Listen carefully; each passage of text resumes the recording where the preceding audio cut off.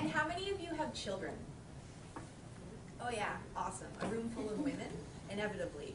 I don't yet, but I've been spending time with this precious 3-year-old girl who has just been a blessing in my life. And she's really basically showing me the power of innocence, with her freedom in all of her expressions, of expressing whatever she wants, and in movement.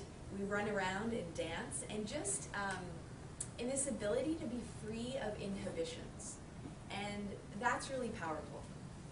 There's a real beauty in this simplicity that I find, and it makes me wonder, where is it in our lives that we disconnect from that place of just being able to act freely from a place of release and a place that's free of these inhibitions? Where does that occur? Sure, there's this natural need for us to mature as we become adults, and I get that, but I think there's also a really equally important need to stay in connection to ourselves and to have a lightness in our minds and an openness in our hearts. And that's what I want to share with you today.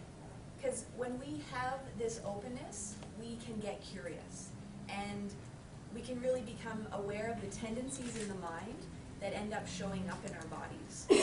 And those tendencies can control us at times more so than serve us. And those are the type of questions that I like to ask.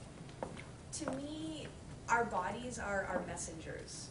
And when we have these controlling thoughts that arise, and or suppressions that we demonstrate, whether it be around movement or touch or expression, then again they show up physically for us if we notice.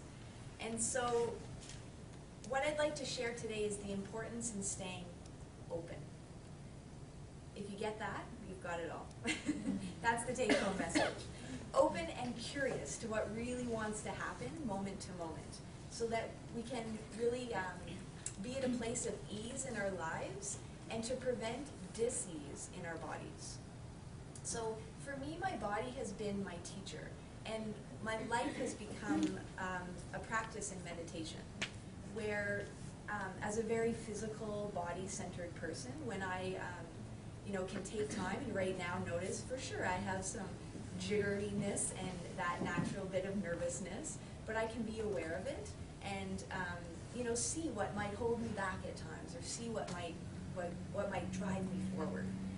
And don't get me wrong, it hasn't always been easy to express as much as I might have liked to, especially when I was a teenager. Like, do you remember that time, you're speaking of these running shoes, that time when the most important thing was to fit in, and you do just about anything to make sure that you fit in? Well, and some of your children may be teenagers going through that and reminding you of that, and it actually happens a lot still now. We want to be socially accepted, and that's really important. That's a natural part of our life. And again, it's also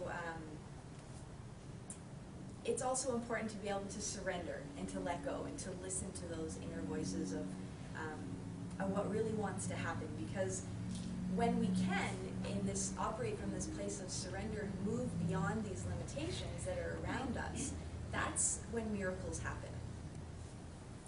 So how many of you love to dance? Yes? Okay. So think for me of one of your favorite dance songs, whatever that might be, and if I had more time, trust me, I would play them. And so if we were to turn on that song and we were to start feeling it, and you're feeling it moving through your body, would you be able to get up right now and just start boogieing? Yeah. Yes? Yes? Okay. That's great. There's some yeses. Chances are there's already a bit of dialogue going on in the head. One, maybe, is she crazy? Two, what might other people think of me? And those of you that would get up would probably do so still kind of wondering, like, are people watching me and wondering what I'm doing, and is that okay and accepting, right? Yet in our society, we're so gifted with this freedom of movement. It hasn't always been like that through history. There's a long history of suppression around that, but we have this gift, and yet we still hold back at times in this example, because ultimately fear doesn't move, and that's a big one. It holds us still and locked. And I see this show up in my life sometimes when I'm, right now in my yoga practice, practicing doing drop backs. Details doesn't matter, but going from here into a back bend, and I see the limitation come in the breath, and the blockage just arrive, and my body just shuts down. So that fear of what? Fear of, in that case, of the unknown. Well, we can get curious and inquire, what is that fear really about? I feel that that's the place really to begin. So this healing to me occurs, healing in our lives occurs on our own and in connection with others. So the other piece from movement, what I'd like to add to that is around touch. So work with me here for a moment, and just turn, I'm going to get you to stand up for a moment. Turn to a neighbor and just shake their hand. Give them a handshake. Hi, nice to meet you.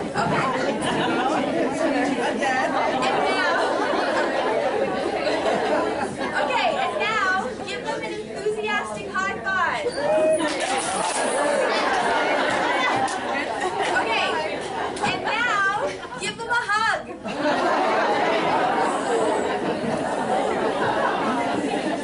Okay, now sit down. I know.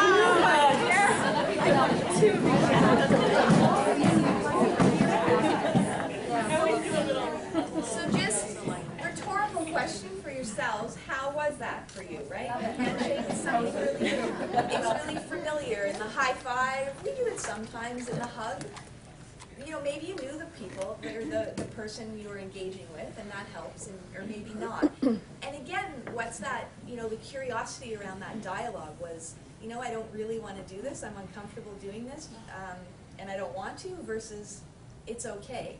And right there with that awareness to me is empowerment, because there's choice. And how many of you have heard of this campaign called the Free Hugs campaign? Oh, yeah, awesome. I've just lost his name for the moment, but he, in Sydney, this fellow stood with a sign, Free Hugs, after coming home, and yeah, basically wanted that engagement in his life, and it's become this worldwide movement. But shortly after he started it, it was actually banned, and you know, that has come up in different public places, which again brings me to the question of why? You know, what's the fear there around this? And there's been a long suppression of touch in our culture. We're in a very technological world. I went to Staples yesterday, and they told me if I placed my order online, it was actually cheaper than if I did it in contact with this person, human being in front of me. And I went, huh, interesting. And yet, science shows us how valuable touch is, hands down. There are ways, unlimited ways to measure it with premature babies, you know, increasing in weight and metabolism and being healthier, being able to be released from hospitals earlier. And there are ways that we feel it in ourselves, comforting and reassuring and relaxing ourselves. I remember when my grandma used to put me to bed when I was 5 and would rub my back, and how soothing that was. The last piece is essentially touch in the form of massage allows us to decrease our stress levels, literally our hormone of cortisol, and increase oxytocin, and which is the hormone that allows us to feel trusting. So when we're in that trusting place, it actually allows other parts of our brain to problem solve better. So again, we can get curious about what's really going on.